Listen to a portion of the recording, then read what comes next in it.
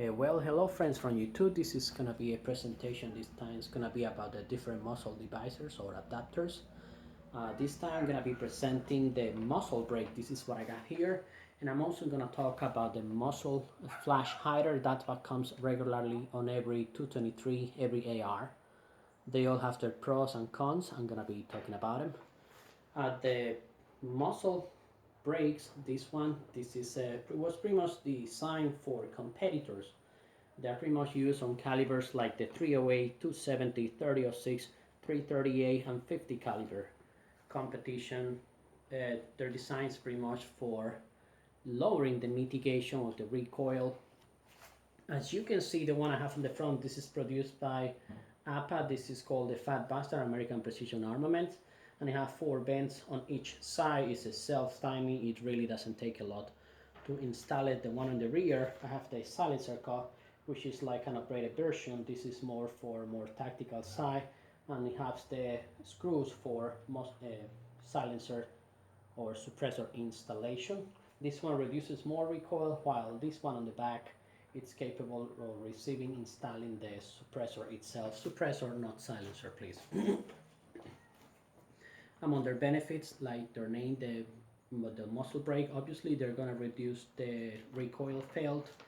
Those fans on the side, they're gonna redirect the gas that are gonna be coming out of the barrel violently on the front. They're gonna directly send it to the sides, so that way they're gonna reduce the pushback and the jump. Other of their advantages is they're gonna cause on the shooter less fatigue.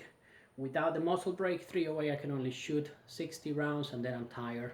I gotta take a break. With the muzzle brake, both of them I can take, like the one on the front, a little bit more, but I would say I can take like 90 shots and then I start getting tired. They really help with shooter fatigue. Their disadvantages, like everything, they will increase the noise. I would say like 40%. If you ever forget to put your ear protection, your ear muff or your ear plugs, and you're using a muzzle brake, you're gonna regret it, because they really increase the noise, ambient noise. And also, if you're planning on using them for home defense scenarios or tactical scenarios, you know they're gonna really increase the noise a lot. So you're gonna blast everybody in your house ears in a home defense scenario. I would highly recommend them to be used with a suppressor, or in a tactical situation, unless you're using a 338 or a 50 caliber, which is indispensable to use the muzzle brake for recoil reduction. Stay away from them, but you know, sometimes it's just inevitable. Another one of the disadvantages is that they really annoy the people when they're sitting next to you at the range. That's why if you ever sit next to someone who's using the Fat Bastard, you will understand why the name of the bastard.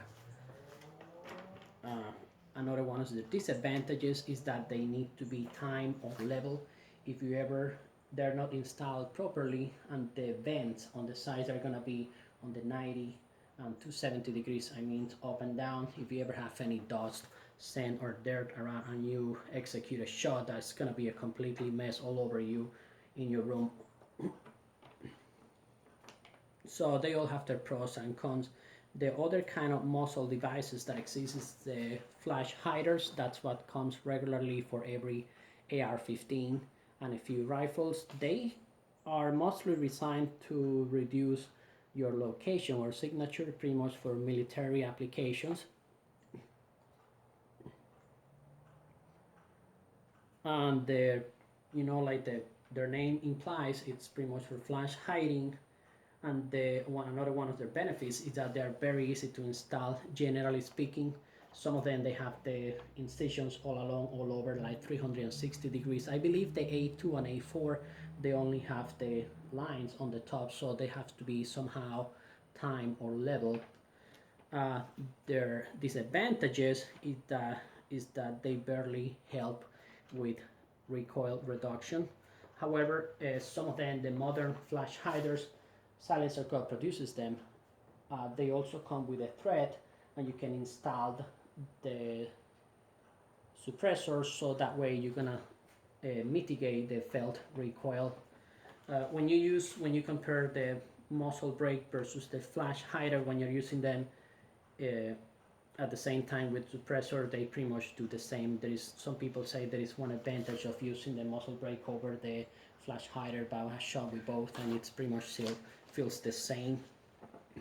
Some of the brands that I would highly recommend, it's gonna be the Surefire and the Badger Ordnance, which has always been the main contractor for US Army on muzzle brake and flash hiders.